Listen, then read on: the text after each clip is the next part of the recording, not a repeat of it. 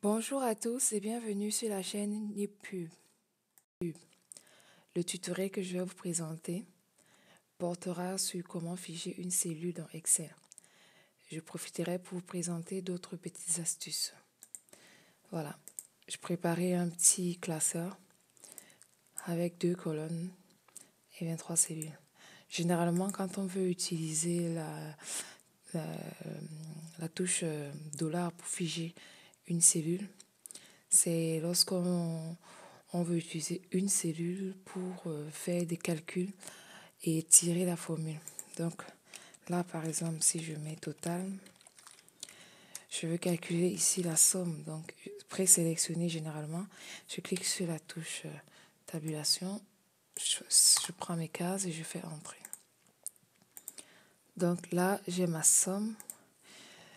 Pour donc calculer le pourcentage, soit vous calculez tout de suite, soit vous faites comme moi. Moi, généralement, je mets déjà toutes les cellules en pourcentage pour éviter de calculer, avoir des décimales et revenir mettre le pourcentage.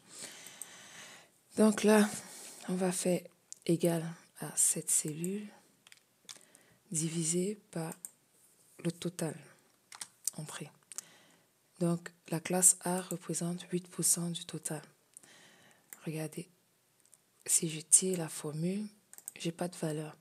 Pas de valeur, pourquoi? Parce que ici, si on double-clique, vous voyez, à chaque fois, ça se déplace. Donc, c'est pas bon. Pour que ça ne se déplace pas, pour montrer que cette case ne doit pas bouger, il faudra la figer. Comment faire donc pour la figer? Donc, je fais CTRL Z pour revenir. Je viens avant la lettre de la cellule à figer. Je mets le signe $, après, et je mets le signe $, je fais entrer. Alors là, je peux tirer ma formule. Tada! J'ai tous les calculs qui ont été faits correctement.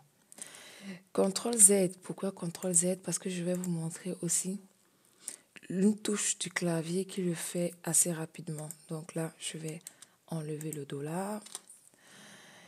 Donc, si je veux par exemple figer ma cellule B24, je reviens là, je viens juste avant la lettre de la cellule à figer et j'appuie sur la touche F4 du clavier.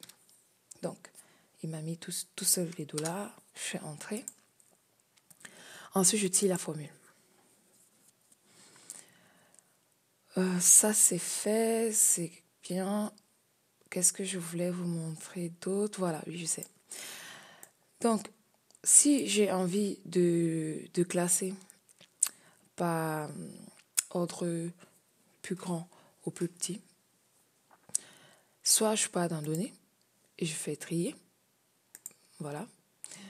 Soit je fais un clic droit et je fais trier. Tri personnalisé. Au choix. Je vais trier le pourcentage. Je veux bien la valeur, donc je laisse là en valeur.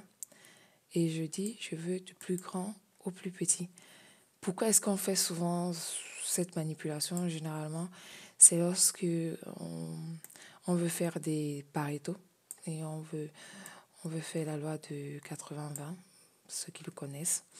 Sinon, pour les novices, c'est juste pour vous montrer comment créer un tableau.